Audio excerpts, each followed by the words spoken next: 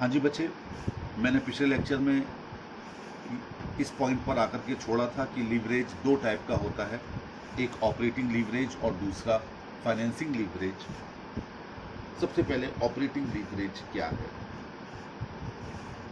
Operating leverage एक ऐसा financing management का टूल है जो फर्म की एबिलिटी को, किसी भी फर्म की योग्यता को दिखाता है कि उसने अपनी फिक्स्ड कॉस्ट का इस्तेमाल एबिट का मतलब earning before interest and tax को बढ़ाने में किस तरीके से उसने फिक्स्ड कॉस्ट का इस्तेमाल किया। आप मेरी बात को ध्यान से समझिए। Operating leverage is defined as the firm's ability to use fixed operating cost to magnify effects of changes in sales on its EBIT। यानी सेल को बदलने से एबिट पर कितना अंतर आया और उस अंतर में फिक्स्ड कॉस्ट का क्या रोल था, इसको जब पता किया जाता है तो उसे ऑपरेटिंग लीवरेज कहा जाता है। आप कहेंगे सर समझ नहीं आया। आना भी नहीं चाहिए, पहली बार पढ़ रहे हैं, टेक्निकल भाषा होती है फाइनेंशियल मैनेजमेंट में तो दिक्कत आती है, नो डाउट, इसमें कोई शक वाली बात नहीं। ध्यान से समझिए। सबसे पहले बिजनेस में सेल्स होती है। सेल्स में से हम वेरिएबल कॉस्ट घटा देते हैं, थोड़ा सा कॉस्ट अकाउंटिंग पर चाहिए। इसके बाद आता है कंट्रीब्यूशन। इस कंट्रीब्यूशन को फाइनेंशियल मैनेजमेंट की भाषा में एबिट भी बोला जाता है।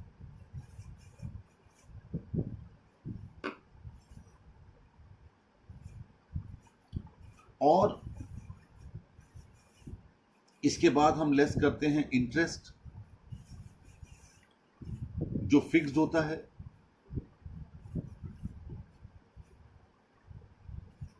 उसके बाद आता है ईबीटी, अर्निंग बिफोर टैक्स, और इसमें से जब हम टैक्स लेस कर देते हैं तो आता है पैट यानी प्रॉफिट आफ्टर टैक्स, और यहां पर हम डिविडेंड पे करते हैं। ये एक सिस्टमेटाइज वे है, आप पहले भी पढ़ चुके हैं कॉस्ट अकाउंट। अब जरा गौर कीजिएगा, मैं आपको फिगर्स के साथ समझाना चाहता हूं। सेल आपकी 10 लाख रुपए थी, ठीक। 60% वेरिएबल कॉस्ट थी जिसको बदला नहीं जा सकता, जिसमें वो खर्चे आते हैं जो प्रोडक्शन के साथ घटते हैं और प्रोडक्शन के साथ बढ़ते हैं। कॉस्ट अकाउंटिंग में आप याद करो, मार्जिनल कॉस्टिंग में हमने 6 लाख रुपए वेरिएबल कॉस्ट के इसमें से घटा दिए। कंट्रीब्यूशन कितना आया? 4 लाख रुपए। मान लीजिए हमारे बिजनेस की 2.5 लाख रुपए फिक्स्ड कॉस्ट है, आपने 2.5 लाख रुपए फिक्स कॉस्ट भी घटा दी। प्रॉफिट आया 1,50,000। फिलहाल टैक्स को छोड़ दीजिए। आप मेरा पॉइंट ऑफ व्यू समझ गए कि 1,50,000 रुपए आपका प्रॉफिट आया, यानी 15% का आपका रेट ऑफ रिटर्न हुआ, ठीक। अब मैं इसी चीज को दोबारा कर, बिजनेस में आपकी सेल बढ़ गई और सेल अब जाकर 15 लाख हो गई।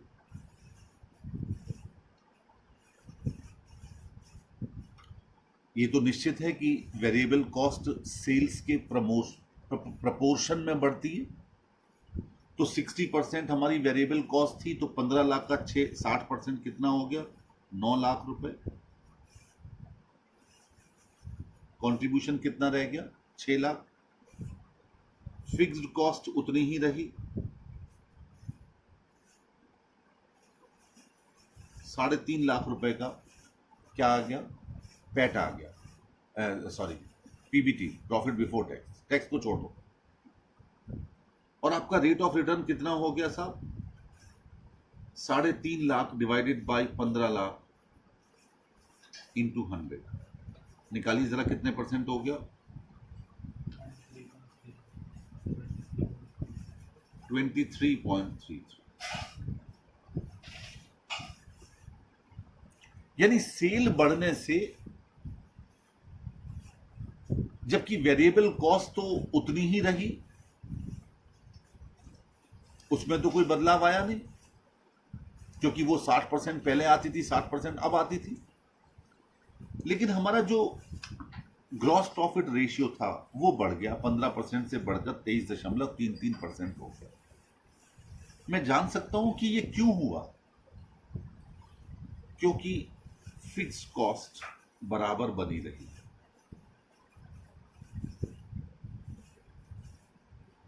यानी सेल बढ़ने से जितना अर्निंग में बदलाव आता है,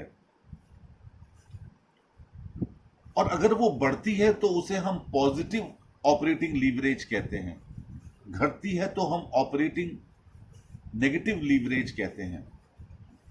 यानी कहने का मतलब हो गया कि फिक्स्ड कॉस्ट उतनी रहने की वजह से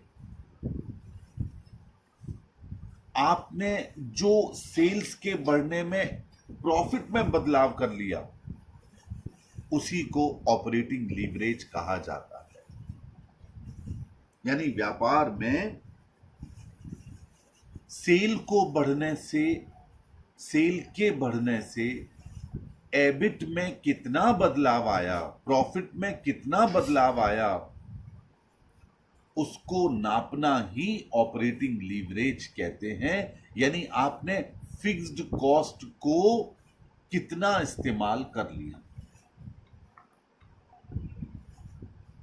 गौर कीजिए, मैं आपको अब बताऊं दूसरी बात। मैंने एक पोर्शन ले रखा था किराए पर, मैंने अभी छोड़ दिया है सूर्यनगर वाला, क्योंकि 15,000 रुपए किराया हर महीने का पिछले 5 महीने से दिया। अब लगा कि अब ये न जाने कब कोचिंग सेंटर्स खुलेंगे, तो फिलहाल उसको वेकेट कर दिया। अगर मैं बैचेस की संख्या बढ़ा देता तो मेरे पास मेरी फीस अधिक आती, क्योंकि बैचेस की संख्या बढ़ाने से मेरे वेरिएबल कॉस्ट तो उतनी ही बढ़ती कि मुझे किताब देनी पड़ती, मुझे बोर्ड पर मार्कर लिखने पड़ते, जिससे मुझे इंक खर्च करनी पड़ती, वो तो मेरी वेरिएबल कॉस्ट थी। लेकिन जो मेजर खर्चा था किराया, वो बराबर रहता। तो इससे क्या होता कि उसी कमरे से जहां से मैं उठ करके 1 बजे 1:30 बजे आ जाता था, मैं अगर शाम तक बैचेस बना लेता तो स्वाभाविक सी बात है कि मैं अपनी फिक्स्ड कॉस्ट को अधिक यूटिलाइज करके अधिक परसेंट में प्रॉफिट कमा लेता।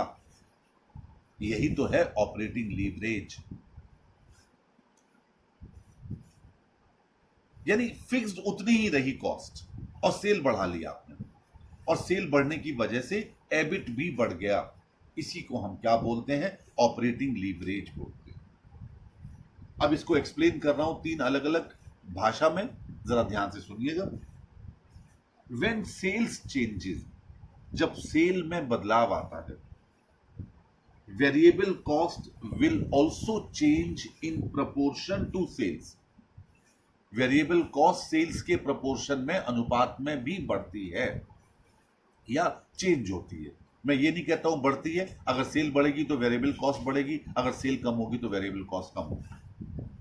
While fixed cost will remain constant, fixed cost बराबर रहती है। सो A change in sales will lead to a more than proportional change in EBIT.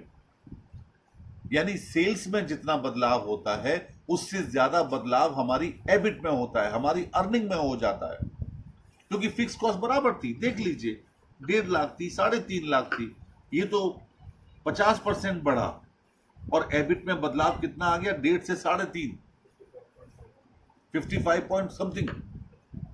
इसका मतलब एबिट में बदलाव ज्यादा आता है बजाय किसके? सेल्स के। The effect of change in sales on EBIT is measured by operating leverage. इसी इफेक्ट को जो हम कैलकुलेट करते हैं कि 55%, 55.35 मान लो आया एबिट में बदलाव और सेल में बदलाव आया 50% का, तो जब आपने डिवाइड किया तो 1 पॉइंट समथिंग जो आ जाएगा यही होगा operating leverage, degree of operating leverage. अब दूसरा सुनिए, ये एक्सप्लेन कर रहा हूं मैं ऑपरेटिंग लीवरेज को। When sales increases fixed cost will remain the same irrespective of level of output, and so the percentage increase in EBIT, earning में जितना इंक्रीमेंट होगा, will be higher than increase in sales, वो sales में increase से अधिक होगी, जैसे मैंने अभी आपको इस एग्जांपल से प्रूव करके बताया। This is the favourable effect of operating leverage, ये फेवरेबल इफेक्ट है। ऑन द अदर हैंड, अगर सेल कम होती है तो प्रॉफिट में भी बहुत तेजी से बदलाव होगा। अब जरा ध्यान से सुनना, खाली मेरी बातों पर यकीन मत कीजिए, फिगर में समझिए। अभी हमने क्या डिस्कस किया कि सेल 10 लाख थी, 15 लाख हो गई, 50% से बढ़ गई, तो जो हमारी अर्निंग थी वो 1.5 लाख से बढ़कर 3.5 लाख हो गई।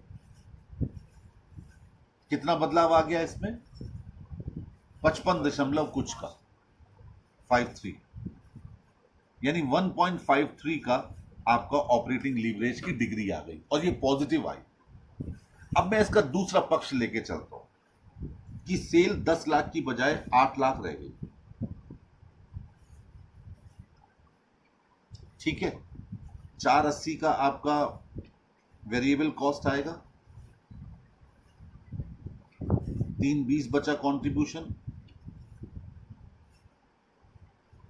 इसमें से आपने फिक्स्ड कॉस्ट घटाई 250,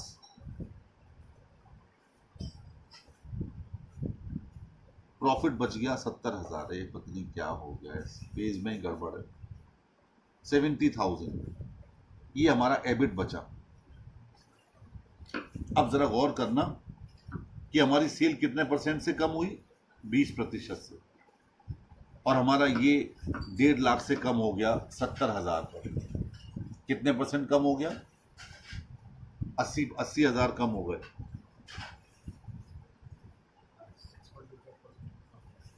गलत है ना? सेल 10 लाख वाली 8 लाख हो गई,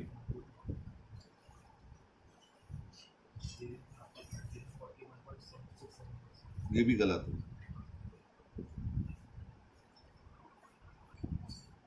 अब देखिए 1.5 लाख रुपए जो हमारा प्रॉफिट चल रहा था, अब वो 70 पर आ गया, यानी 80,000 कम हो गया। तो 80,000 डिवाइडेड बाई 1.5 लाख इंटू 100 कितना हो गया?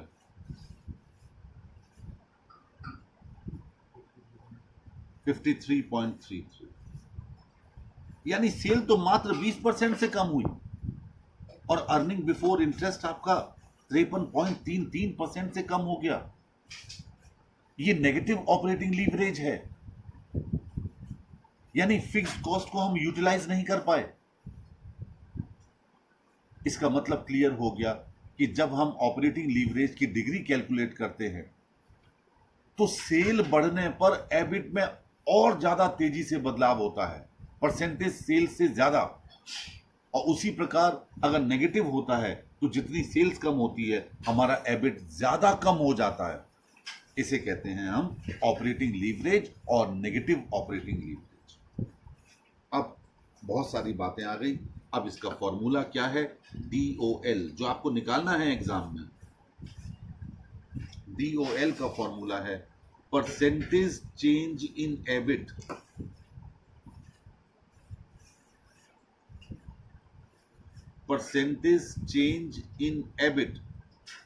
Divided by percentage change in sales. ये है डिग्री ऑफ ऑपरेटिंग लीवरेज। इसको टाइम्स में एक्सप्रेस करना है आपको। किसमें एक्सप्रेस करना है? टाइम्स में। याद करो, रेशियो एनालिसिस में मैंने कहा था 3 चीजों में होता है, परसेंटेज, टाइम्स या प्रोपोर्शन। तो इसे आप किस में करेंगे? टाइम्स में करेंगे। इसका एक दूसरा फॉर्मूला भी है, कंट्रीब्यूशन अपॉन एबिट। ये पेज ही बेकार है यार। Contribution upon EBIT. This is the formula, another formula to calculate degree of operating leverage.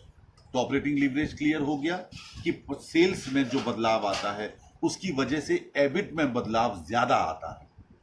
उस ज्यादा बदलाव को चेक करना ही ऑपरेटिंग लीवरेज कहा जाता है, क्योंकि इसमें किसका रोल होता है? फिक्स्ड कॉस्ट का रोल।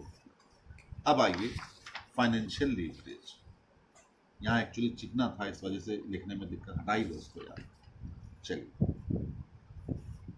अब आइए फाइनेंसिंग लीवरेज।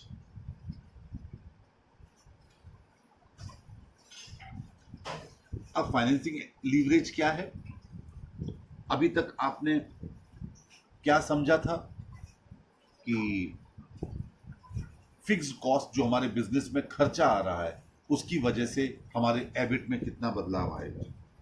फाइनेंशियल लीवरेज में हम चले गए अब लोन पर, कि लोन लेने से हमारे ऊपर कितना बदलाव आ रहा है। अभी जरा फिर एक बार ध्यान से सोचो, आपने क्या किया? सबसे पहले सेल्स ली, सेल्स में से वेरिएबल कॉस्ट घटा दी, क्या आ गया? कंट्रीब्यूशन। इसमें से फिक्स कॉस्ट घटा दी, क्या आ गई? एबिट। अब इस एबिट में से लेस किया आपने इंटरेस्ट, क्या आ गया? अर्निंग बिफोर टैक्स, टैक्स से पहले की अर्निंग। इसके बाद कहानी आती है टैक्स को घटाने की, लेकिन हमें टैक्स तक नहीं जाना अभी। टैक्स तक हमें नहीं जाना अभी, हमें बस यही रुक जाना है एबिट तक। अब जरा गौर कीजिए, आपको कंपैरिजन करना है एबिट का ईबीटी से, एबिट का ईबीटी से। बीच में क्या आया? इंटरेस्ट आया। इंटरेस्ट हम किस पर पे करते हैं? लोन पर। इसी को फाइनेंसिंग लीवरेज कहा जाता है। यानी एबिट में बदलाव आने की वजह से ईबीटी पर कितना प्रभाव पड़ा, जब हम वो मापते हैं तो उसे फाइनेंसिंग लीवरेज कहते हैं। अब मैं जरा 2 लाइनें बोल रहा हूं जो फाइनेंसिंग लीवरेज की परिभाषा है, डेफिनेशन है, बड़े ध्यान से सुना करो। Financial leverage is defined as the ability of a firm, किसी फर्म की एबिलिटी क्या है, to use fixed financial charges. अभी तक फिक्स्ड ऑपरेटिंग कॉस्ट मैंने कहा था, और अब क्या कह रहा हूं? Fixed financial charges to magnify the effect of change in EBIT in the firm's earning per share. Earning per share पर कितना इफेक्ट आया एबिट में चेंज होने की वजह से, due to interest, which is called fixed financing charge. It is financial leverage.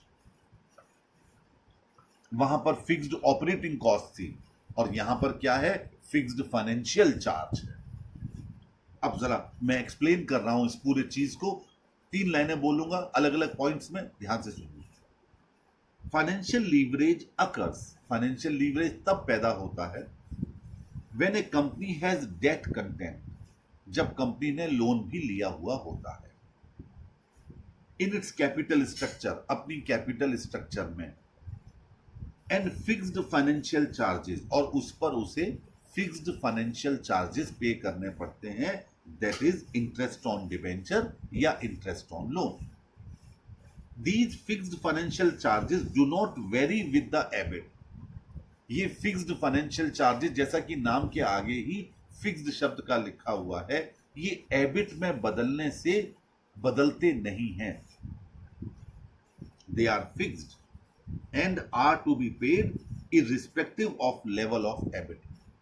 चाहे EBIT का कोई भी लेवल हो, आपको इनको पे करना ही होता है। अब आपने जो ये फिक्स्ड कॉस्ट घटाई थी, ये फिक्स्ड ऑपरेटिंग कॉस्ट घटाई थी, और अब जो आप एबिट के बाद लेस कर रहे हैं वो इंटरेस्ट लेस कर रहे हैं। ये दिमाग में रखो स्ट्रक्चर कि सबसे पहले सेल्स में से घटाया जाएगा वेरिएबल कॉस्ट, कंट्रीब्यूशन आ जाएगा, कंट्रीब्यूशन में से घटाई जाएगी फिक्स्ड ऑपरेटिंग कॉस्ट, तब आएगा एबिट। एबिट को आप नेट ऑपरेटिंग प्रॉफिट भी कह सकते हो। Net operating profit means EBIT, जो आपने रेशियो एनालिसिस वाले चैप्टर में पढ़ा था।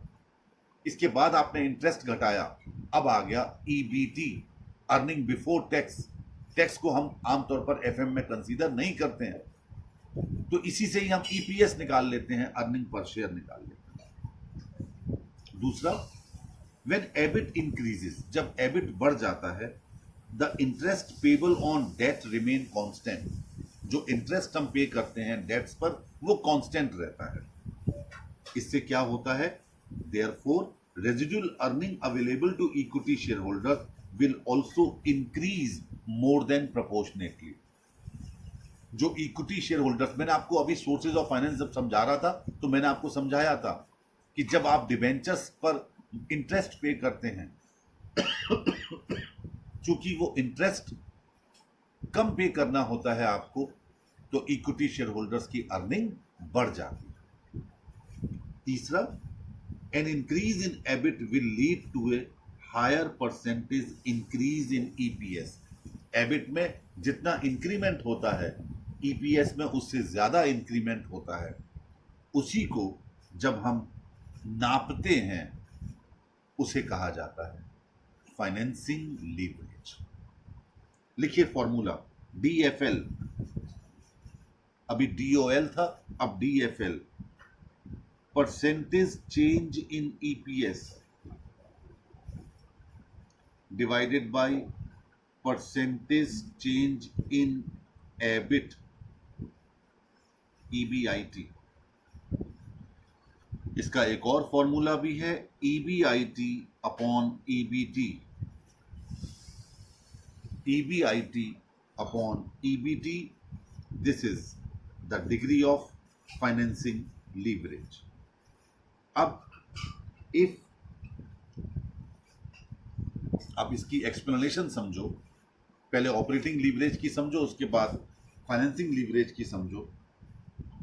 कि अगर DOL, वापस आ जाओ थोड़ी देर के लिए, degree of operating leverage is high, अगर वो ज्यादा है, इट इंप्लाइज, ये इस बात को इंप्लाई करेगा that fixed costs are high, fixed cost हमारी ज्यादा है।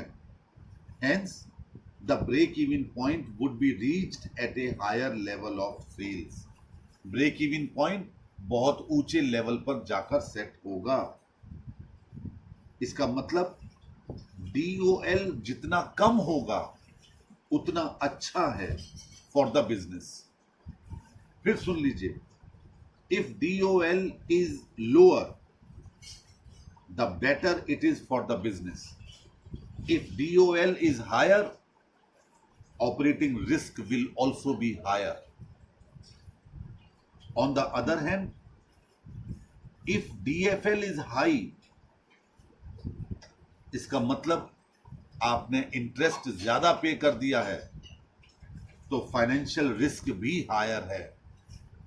और अगर ये कम है, तो इसका मतलब फाइनेंशियल रिस्क कम है।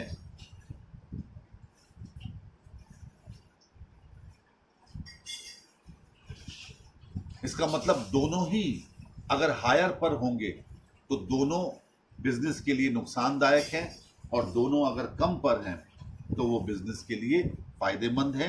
ये तो आपने फाइनेंशियल लीवरेज समझा सिर्फ और सिर्फ किसके लिए, जब आपके पास डेट है, जब प्रेफरेंस शेयर कैपिटल भी है।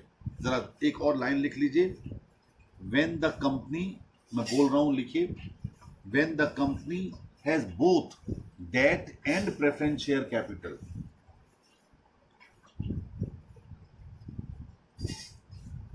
when the company has both debt and preference share capital, in such case DFL बराबर, एक नया फॉर्मूला लिखिए DFL का, EBIT upon EBIT minus interest minus pre tax preference dividend. अभी ऊपर वाले फॉर्मूले में खाली आपने ईबीटी ले लिया था, अब इसमें ईबीटी में से प्री टैक्स प्रेफरेंस डिविडेंड भी लेस करेंगे।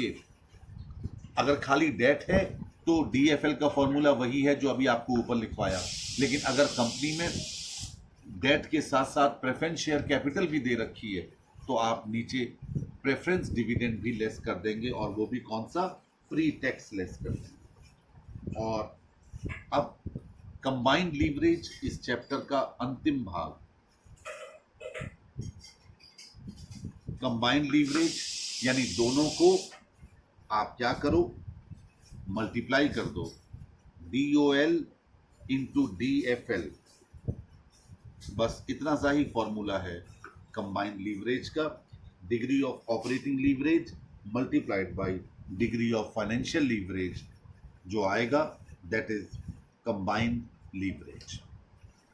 बस इतना सा ही रह गया हमारा ये पर्टिकुलर क्या चैप्टर। इसका और करके फॉर्मूला एक और लिख लीजिएगा कंबाइंड लीवरेज का, percentage change in EPS divided by percentage change in sales. मैंने दोनों फॉर्मूले को मल्टीप्लाई करके उसे परसेंटेज चेंज इन एबिट को कैंसिल कर दिया, ठीक है।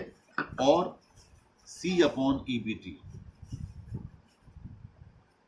Contribution upon earning before tax,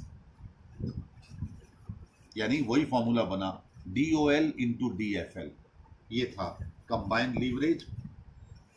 मेरी तरफ से इस चैप्टर का थ्योरेटिकल पार्ट कंप्लीट हो चुका है।